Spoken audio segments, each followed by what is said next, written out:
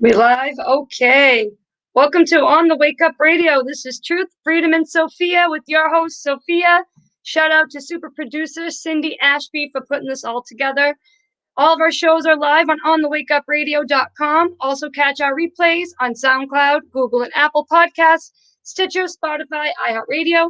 Follow us on Instagram, Facebook at On the Wake Up Radio. Also support us on PayPal /onthewakeupradio@gmail.com.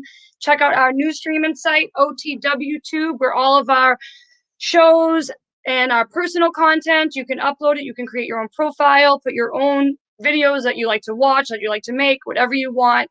It's all up to you, but it's all uncensored. It's really awesome. Go there today and check out otwtube.com.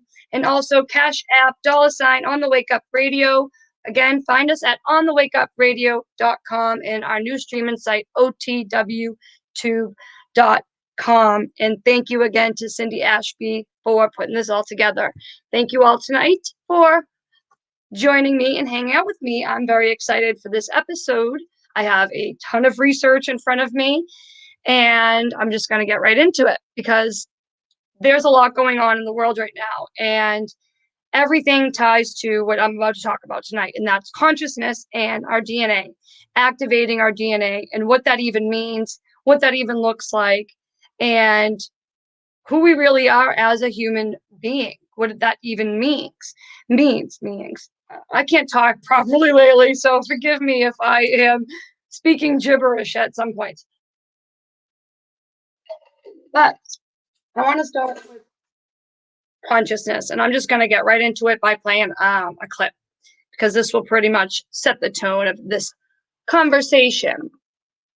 We'll start with this guy right here, because I'm going to get into it right about education system. Right now, I'm going to attack the education system because this is where I believe the full agenda to hijack and stream human thought, human consciousness stems from. And our education system right now is also going through its own revolution where it's getting crazy with critical race theory, all of the sexuality education. It's just all nonsense, and it's all, again, it's an attack on consciousness. It's an attack on our DNA, because through the study of epigenetics, we know our environment, our thoughts, our consciousness affects our DNA. And what happens if we start to activate our DNA? We don't need control structures, control systems. We start to realize what a sham of a life we've all been living. So I'm going to play this clip that goes into a guy about, sorry, I'm trying to find the button to share the screen. Here we go.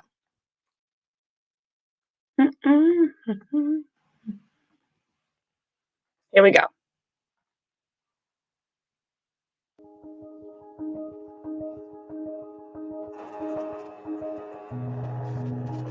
And never forgetting also that there is this other unseen hand that knows absolutely what consciousness is, who are experts in that fact. You're walking around couldn't care less. You're waiting for the next movie to come out, the next fashion and all that, what Hollywood's going to do next. But there's people there who have a thorough understanding of human consciousness, human psyche, human libido, and they're working on it 24/7 to feather their own nests and also to keep man in servitude, man whom they think is their creation. They think of man as just being one of their own, like somebody treats a pet. If you actually watch how people mostly treat their pets, or when you really watch it, you'll find that the pet is a slave. Well, we have people ruling the society who think of human beings as pets and slaves. Yeah, they provide you with some food and they take you for a walk now and again, but they basically you are a pet, and you'll be told where to sit and where to go and what to do. That should be obvious to people by now. But these individuals don't really have any fear of us. Well, they do have fear of us to the extent that they know if we were awakened what we could do. I'm deeply troubled that a very vague, emotionally stated, semi-theologically defined diagnosis of the central global menace is obscuring our national ability to comprehend the historically unprecedented challenge which is being posed in our time by a massive global political awakening, and thus is obstructing our ability to deal effectively with the global political turmoil that this awakening is generating. So their motive of why they would want to dumb down people is also highly practical. Remember, these people are very, very practical. They may be evil, but they're also very practical. They know that you don't want a massive, intelligent, free-thinking, self-aware, proactive, deeply concerned, spiritually empowered people. That's the worst threat that they can imagine. So it's very practical for them to keep people, what do they call it? One leash for one neck. Everybody in a complete sense of consent, with the illusion that they're independent. It doesn't work without that.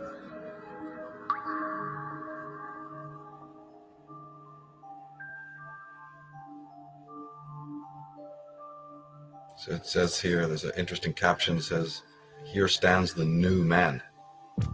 His conception of reality is a dance of electronic images fired into his forebrain, a gossamer construction of his masters designed so that he will not under any circumstances perceive the actual or the real.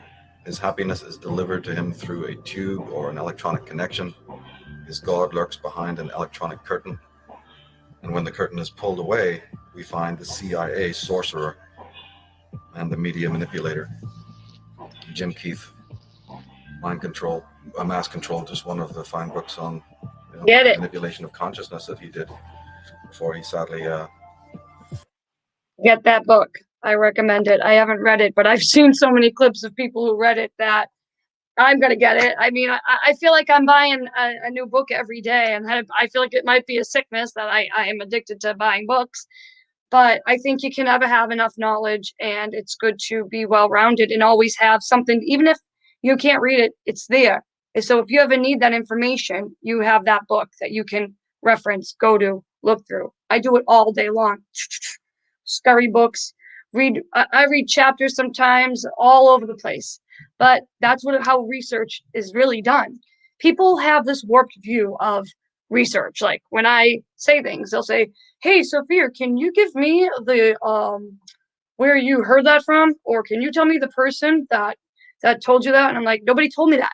It's called reading multiple streams of information and then putting some thoughts together and having your own opinion. That's what it's called. But anyways, not to put people down. I'm just a little bit ticked off with people lately because, again, I see illusion everywhere. I don't see that people are wanting truth. They're claiming it's truth that is that they're loyal to, and it's not. It's the illusion that they're loyal to, keeping whatever comfort zone that they are in mentally, keeping that view validated. So as usual, Cindy has provided us with some lovely definitions. So I'm going to read some. An education system refers to the economic and social factors that typically make up public schools at the federal, state, or community levels. Such factors include public funding, school facilities, staffing, compensation, employee benefits, teaching resources, and more. The real difference between a pet, sub, and slave is their autonomy. Bingo. Each of the three have a master or need one. Each of them know their place and may be punished accordingly when they are out of line. See, this is why I'm speaking about this topic tonight. Because right now, through this whole year we lived through this whole, I'm not even going to mention the words, this whole situation we lived through. What did it tell us? And what does it tell us now with all of the truth coming out about the people who were supposedly the experts to this whole situation? Right? That had we all just used our own common sense and listened to our brains and our common sense about life and air and the way germs work and the way sickness works, we wouldn't have had to live through the hell we lived through. But because most people are slaves, they don't want to admit it to themselves. Most people are slaves because they don't trust themselves. They don't have a full consciousness, and they don't have the confidence and the sovereignty to make those decisions. They're afraid of punishment. We are living in a society controlled by fear. Regardless of if you're feel as though you're happy, most people are controlled by fear of some sort of punishment, mental punishment, an emotional punishment, or a physical punishment of not having enough, of being without. This is what is part of all of this mass mind control. This is how they're keeping the consciousness capped. And this is how they're keeping the DNA from awakening and from being activated, because it starts with our consciousness.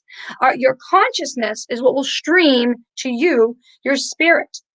And I don't know if I'm using the right language, but that's all I can think of right now, is when you become conscious of who you are and what this world is, you activate your chakras, you activate your spiritual body, you activate all of these other aspects of the unseen, but you're receiving it with the eye to validate it to the self. It's about consciously knowing it exists, and then having that conscious knowing then be expressed in your life physically. And then through expressing the consciousness by being conscious, that activates your DNA. So going back to the videos, because this was part of the same segment and I don't want to jump around, I'm going to just play one more 1 minute video. And it really, where is it? Right here. It really just, it's a quote from Jose Delgado. And it also has to do with the book that that they just mentioned, Mass Control, Engineering Human Consciousness. But Jose Delgado is one of the fathers of our education system. And this is how he viewed the human. And it starts with Darwinism in the early 1900s. They needed Darwinism because they needed human beings to look at themselves as no different than an animal. They had to snuff the consciousness, and I guess stream consciousness to us by imbuing that into our minds, that we evolved from a lower being up to a higher being, so that we are as high as it gets. And we all know I don't believe that at all. I believe we have been devolved through hundreds of thousands of years of these things happening, them changing food. They have it about 5,000 years ago. They started changing. All of a sudden, the grains were hybrid grains. So what the grains we were eating started changing and were manipulated somehow, hybridized. How did that happen? And what we know, the foods we eat have an effect on our body and on our DNA and all of that. I'm going to get into it, promise. But it's still important to understand that the system we're living in doesn't want us to know who we truly are, doesn't want us to recognize our consciousness and be conscious, because that's where we interact with reality, through our consciousness. If we're not fully conscious and living, say, in the present, as they put it, if we're not engaging in the present as conscious beings, we are not able to engage in reality. We are running as an autocrat. We're running off of automatic responses and programmed systems and programmed responses. And it's important to know that. Okay. So let's Dr. Jose Delgado. This is someone who you really want whispering sweet nothings in your ears in the evenings, ladies. Operated at Yale, New Haven for 20 years, from 1950 to 1970. Sorry, not Yale, New Haven, Yale University. The new knowledge is so important that I think it should radically change the philosophy of our educational system, which believes in the sanctity of individuals.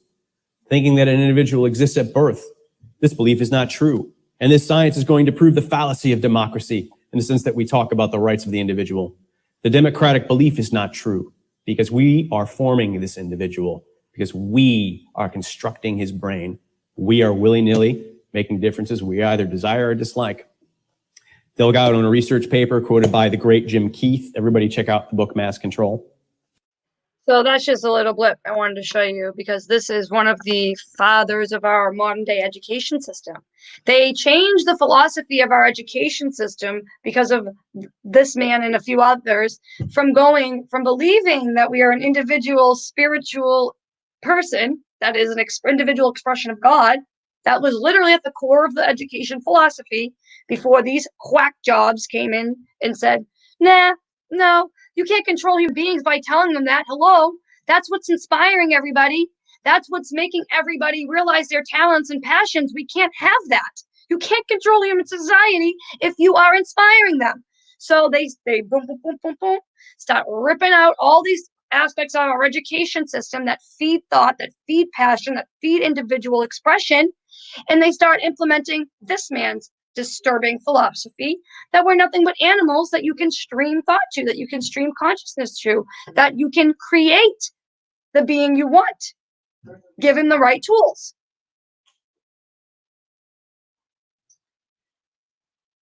So that's disturbing to know. And it goes and it stems right now through what we're living through, the cultural Marxism, where they're implementing, say, critical race theory in our schools.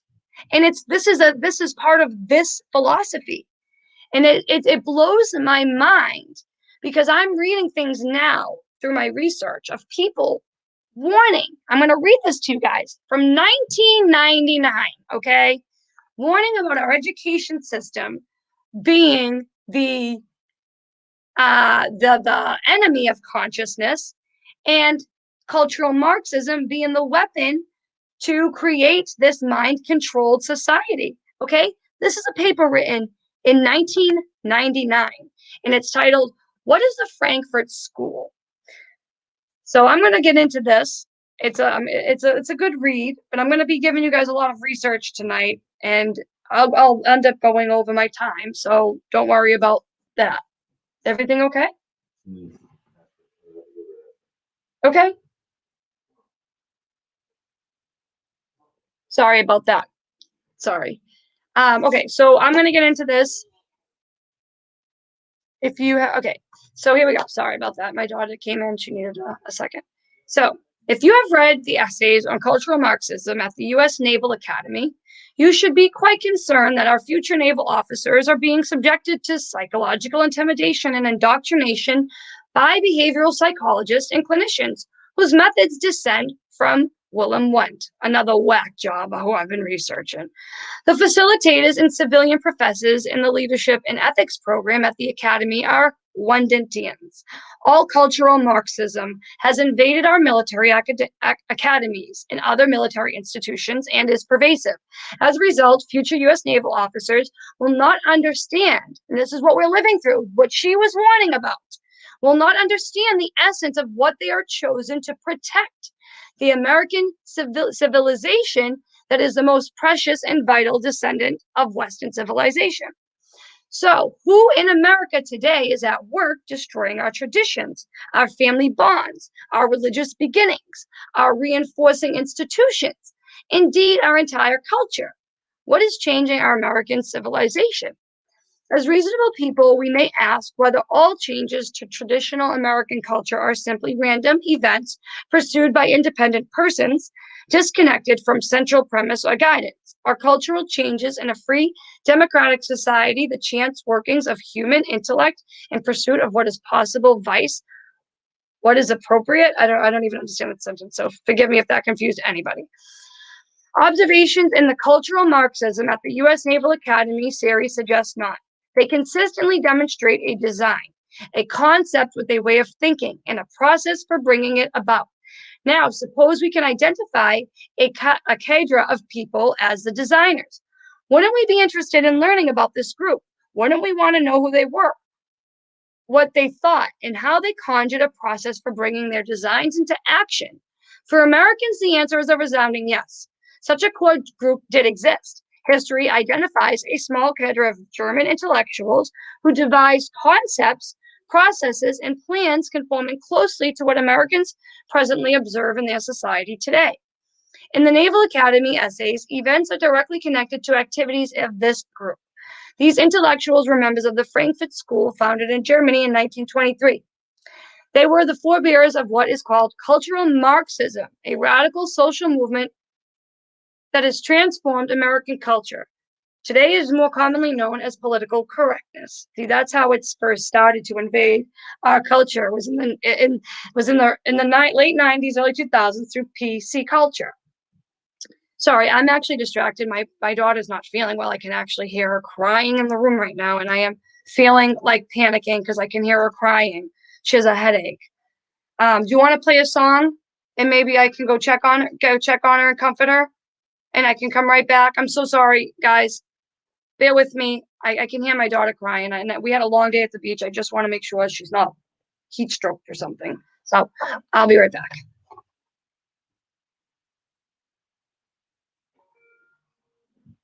You can't have lights on.